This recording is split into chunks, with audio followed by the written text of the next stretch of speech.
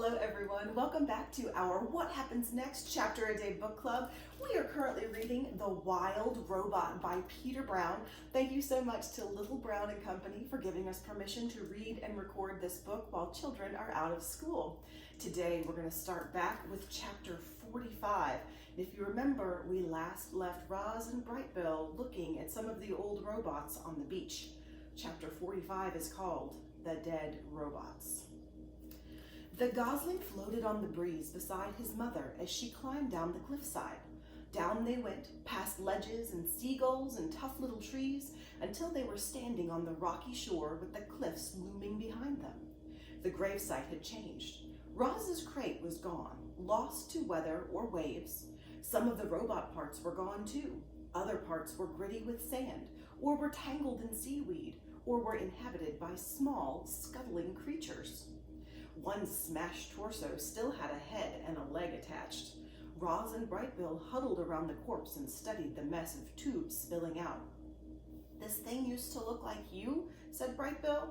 "Yes, we are the same kind of robot," said Roz. "And now this robot is dead?" "In a way." "Will you ever die, Mama?" "I think so." "Will I die?" "All living things die, eventually." The gosling's face scrunched with worry. "Brightbill, you are going to live a long and happy life." Roz laid a hand on her son's back. "You should not worry about death." The gosling's face relaxed, and then he pointed to a small round shape on the back of the dead robot's head. "What's that?" he said. Roz leaned in closer. "That is a button, which is a knob on a piece of machinery that can be pressed to operate it." Brightbill began pressing the button. Click, click, click. "Nothing is happening," he said, "probably because the robot is dead." Click, click, click. "Mama, do you have a button?" Brightbill watched as his mother's head turned all the way around and a small button came into view. "You've got one," he said. "I never noticed it before." "Neither did I," said the robot. The gosling giggled. "Oh, Mama, you have so much to learn about yourself." Roz reached for the button on her head, but her hand automatically stopped before she could touch it. She tried with her other hand, but it automatically stopped as well. "It seems I cannot press the button," she said. "Would you like to try?" "What will happen?" "I think that I will shut down, but I think you could simply press the button again to restart me." "You think?" squawked Brightbill. "What if you're wrong? What if you wake up different? What if you never wake up? Mama, I don't want to shut you down." Roz turned her head back around and saw that Brightbill's face was once again scrunched with worry. She knelt beside him and said, "Of course you do not have to shut me down. I am sorry if I scared you. Are you okay?" "I'm okay," Brightbill sniffled and wiped his eyes. And then he heard splashing. Otters were playing in the ocean. He had never seen otters before. He stared as they swam and dove and sloshed around with one another. They seemed to be having a ridiculous amount of fun, and suddenly the gosling was smiling again. "Hello, my name is Brightbill," he shouted over the waves. "And this is my mama. Her name is Roz." The last time those otters had seen Roz, they had thought she was some kind of monster. But since then, they'd heard she was remarkably friendly, and that she'd even adopted an orphaned gosling. And so the otters smiled at Roz and Brightbill. Then they swam straight over and splashed onto the rocks. "Hello there," said the biggest otter. "Nice to meet you both. Actually, Roz, we've met once before, but you might not remember me. My name's Shelley." "I do remember you," said the robot, "but I am glad to learn your name, Shelley." "You know each other?" said the gosling. "These otters were the first animals I ever met," said Roz. "They were also the first animals who ever ran away from me." "Yeah, sorry about that," said Shelley, as the other otters sniffed the robot's legs. "You know, Brightbill, when we first saw your mom, she was packed in a box and surrounded by soft, squishy stuff." Brightbill's brow furrowed. "You wouldn't believe how small she looked, all folded up in there." Brightbill's nose sniffled. "We thought she was dead, but when we reached in the box, she came to life and climbed out looking like a sparkling monster." Brightbill's eyes welled with tears, and then he felt his mother scoop him into her arms. "Are you okay?" she whispered in his ear. "I think I've learned enough about robots for today," he whispered back. "I am sorry, otters," said Roz, "but we really must be going." Well, I hope I didn't upset the little guy, said Shelley. I thought he'd like to hear how we first met. Brightbill will be fine, said Roz, using a friendly voice. But we had a very busy day, and we should go home. It was nice to see you again. Goodbye. Roz turned, and with her long strides, she carried her son away from the gravesite and over to the base of the sea cliffs. Would you like to sit on my shoulder as I climb? Said the robot. I feel like flying, said the gosling. I'll meet you at the top. Brightbill flapped his wings and disappeared into the sky. Roz began scaling the wall. Up she went, expertly negotiating rocky columns and ledges until she hoisted herself onto the cliff top, where two young bears were waiting.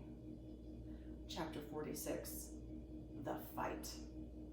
Hello, bears. My name is Roz. Oh, we know who you are, said the sister bear. Her voice dripped with sarcasm. We're very happy to see you again. Yeah, we're very happy to see you again, echoed the brother bear. Why do you always repeat what I say, said the sister bear to her brother. It's so annoying. I was just backing you up. Let me do the talking. Fine, you don't have to be so mean about it. The bickering bears were interrupted by the robot's friendliest voice. With whom do I have the pleasure of speaking? How rude of us, said the sister bear. My name is Nettle, and this is my little brother, Thorn. I'm not little, snapped Thorn under his breath. It is lovely to meet you both, said Roz, but I am afraid I must be going. I am afraid we can't let you do that, Nettle stepped into Roz's path. My brother and I, we don't like monsters. I am not a monster. I am a robot. Whatever you are, we don't like you, said Thorn. We hear you're very comfortable on our island, said Nettle, and now we're going to make you very uncomfortable. Yeah, we're going to make you uncomfortable. Stop repeating me, Thorn. Poor Roz was in serious trouble. The bears were closing in on her, but she couldn't run, she couldn't hide, and she couldn't fight. The robot didn't know what to do, but before she could do anything, there was a loud squawk and a streak of feathers. Stay away from my mama! Brightbill swooped down and skidded to a stop between the robot and the bears. So the rumors are true, Nettle laughed. Oh, there really is a runty gosling who thinks the robot is his mother. How could anyone be so stupid? Do yourself a favor, gosling, and fly away before you get hurt. She is right, Brightbill. Please let me handle this. But the gosling stood his ground. He spread his wings and hopped around, ready to defend his mother. The bears roared with laughter. And then, with a flick of her paw, Nettle sent Brightbill tumbling over the ground, over and over, until he flopped on his back and stared up at the sky, stunned. This is our island, snarled Nettle, and it's time for you to go, growled Thorn.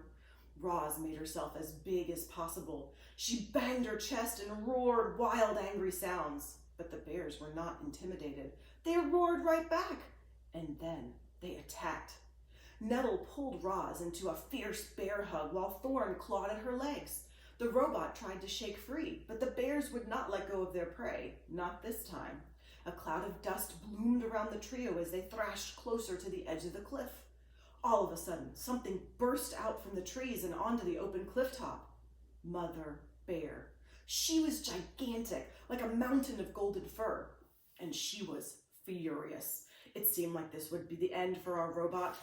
But Mother Bear wasn't there to join the fight. She was there to break it up. Nettle, Thorn, get over here this instant. The young bears should have listened to their mother. Instead, they pretended not to hear her. Nettle slashed at Roz's body, and Thorn began wrestling with her foot. He grabbed the foot with both paws and forced it up from the ground. And then, with every ounce of his strength, he twisted the foot around. Reader, the following events happened very quickly. First, there was a strange thwip sound as the robot's right foot popped off her leg and sailed through the air. Then everyone toppled over. Nettle and Roz fell sideways along the edge, but Thorn fell backward and tumbled right off the cliff. Do you know what the most terrible sound in the world is? It's the howl of a mother bear as she watches her cub tumble off a cliff. Mother Bear's howl was so startling that it snapped Brightbill right out of his stupor. Her howl was so powerful it shook Roz's entire body. Her howl was so loud the animals heard it clear across the island. But there was no reply from Thorn. Mother Bear's howl slowly faded, and she wilted to the ground. Roz watched as her detached foot sailed over the edge and plummeted down to the shore below. It fell past circling seagulls, smashed off a rock, and disappeared into the waves. And that's when the robot noticed something furry dangling from the cliffside. Thorn! His full weight hung from a tree that was rooted to the rock wall. He gripped the tree tightly in his jaws and looked up at Roz with wide, frightened eyes. Oh no. I see Thorn, shouted Roz. Grab my legs, quickly.